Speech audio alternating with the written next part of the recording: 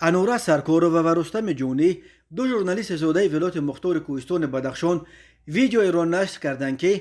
در آن لحظه از جانب نیروهای ویژه یا اسپسناس در یک جا در پهلوی هم قطار چیندن جسدهای خون‌آلود رهبران کشته شده اعتراضهای نویه روشن ثبت شده است. در این ویدیو که قریب 1.5 دقیقه دوام میکند، افراد مسلح لباسهای حربی در تن دیده میشوند که چند جسد خون‌آلود را از دست و پایهایشان برداشته در روی یک اولی کشوله کرده می‌آورند و در یک جا پهلوی هم میچینند و در ویدیو صدای یک تن از نیروهای ویژه به گوش میرسد که به دیگران امر میدهد که تو تپانچه را در دست کشته شده ها گذارند. مقامات حفظ حقوق تاجیکستان این ثبت را تا حال یگان شرح ندادند، ولی انورا سرکورو و رستم جونی می نویسند که این ویدیو از جانب مقامات ویژه صحنه‌سازی شدن مکان قتل رهبران اعتراضهای روشن را نمایش میدهد. بنا به اطلاع آنها این جسدهایی که قطار میچینند جسدهای غلامایدروف یادگار، پوچویف علیشیر، مولادادوف عبیب، شیخ بروف جنگیبک و پالایف داخونده می باشند. یادآور می شویم قبلا وزارت کارهای داخلی تاجیکستان خبر داد که صبح 31 مای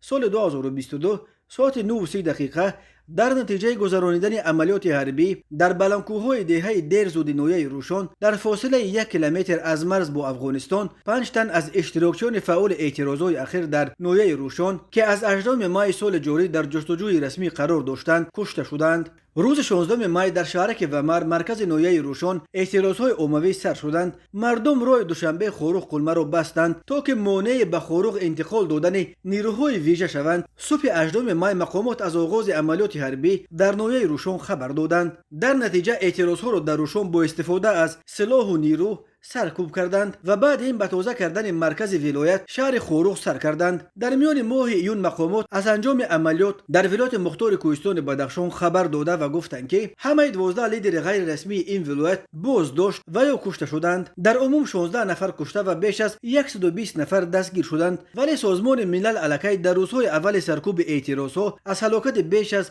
40 نفر در منطقه مختار در شرق تاجیکستان خبر داده بود. مقامات ادعا دارند که در جریان عملیات اخیر در ولایت مختار کوهستان بدخشان تنها اعضای گروه متشکل جنایی بازداشت یا کشته شدند و کسی از اهالی ملکی آسیب ندیده است، ولی ساکنان ولایت مختار کوهستان بدخشان میگویند که مقامات در روشن به ضد اعتراضگران بی‌سلاح از سلاح استفاده بردند. حامیان حقوق مقامات تاجیکستان را به استفاده بیش از حد نیرو به ضد اعتراضگران عیبدار میکنند.